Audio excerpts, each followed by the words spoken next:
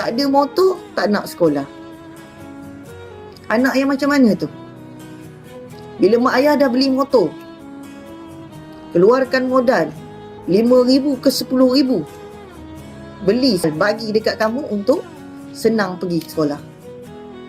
Tapi cikgu tengok, ada sesetengah tu, motor yang mak ayah beli tak sampai sehari jahanam. Dibuka sana, dibuka sini, ubah suai sana, ubah suai sini. Nak bagi bunyi motornya kuat, nak bagi laju, tak ada rasa sayang pun. Kemudian hadap motor, tak pergi sekolah pun. Sedangkan asalnya mak ayah beli motor tu untuk ke sekolah. Tak hargai pengorbanan dan perjuangan mak ayah keluarkan duit beli motor untuk sekolahkan kamu. Tolong fikirlah.